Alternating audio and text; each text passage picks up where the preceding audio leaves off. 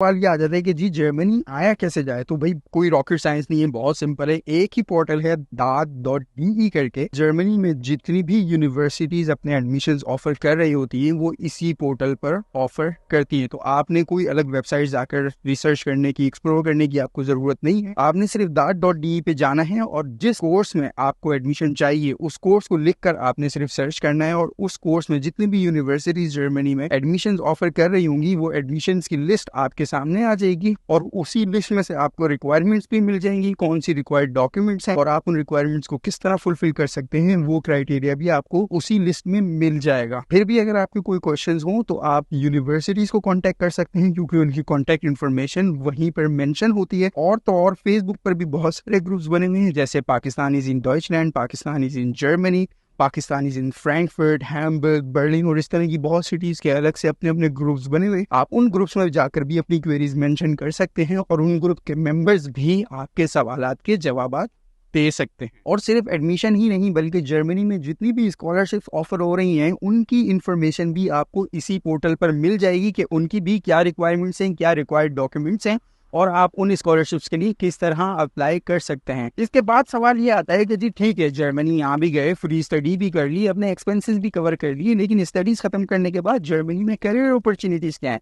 तो जी career opportunities का अंदाजा आप इस बात से लगा सकते हैं कि at this point of time जब मैं आपसे बात कर रहा हूँ जर्मनी में अभी भी शॉर्टेज ऑफ स्किल लेबर है। मतलब जर्मनी में इस वक्त 4 लाख से ज्यादा जॉब ओपनिंग्स हैं और उनको फिल करने के लिए इनके पास पॉपुलेशन या स्किल्ड वर्कर नहीं है, और इनको जरूरत है कि जल्द से जल्द ज्यादा से ज्यादा लोग आकर इनकी जॉब ओपनिंग्स को फुलफिल कर सकें। और इसी वजह से पूरी दुनिया से टैलेंट को या स्किल्ड वर्कर्स को अट्रैक्ट करने के लिए जर्मनी बहुत सारे नए कवानीन भी मुतारिफ करवा रहा है, जैसे कि अपॉर्चुनिटी कार्ड, जिसे ग्रीन कार्ड भी कहा जाता है, जो कि एक पॉइंट बेस्ड सिस्टम है लाइक कनाडा एंड यूएस। कि आप उन पॉइंट्स को फुलफिल करें और फिर आपको 1 साल का जर्मनी का वीजा मिलता है जिसमें आप जर्मनी आकर जॉब सर्च कर सकते हैं। उसके अलावा जर्मनी में इस बात पर भी गौर किया जा रहा है कि ब्लू कार्ड के लिए जो मिनिमम सैलरी रिक्वायरमेंट का जो थ्रेशोल्ड है उसको भी लो किया जाए, और जो लोग भी जर्मनी में काम करने के लिए आते हैं वो अपनी फैमिली को भी अपने साथ ला सके और अपनी फैमिली के साथ यहाँ पर रह सकें और लॉन्ग टर्म या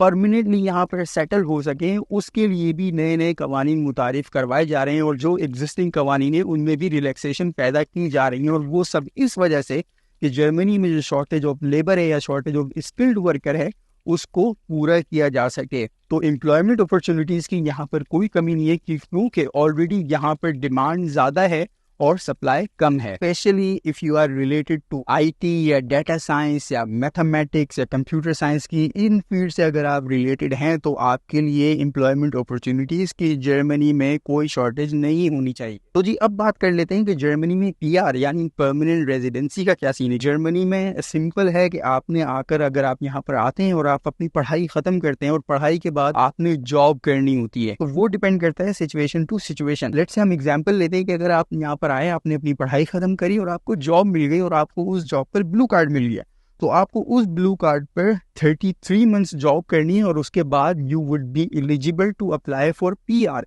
गिवन कि उस टाइम पीरियड के अंदर आपने अपने तमाम टैक्सेस और सोशल सिक्योरिटी पे की हो तो you can apply for PR.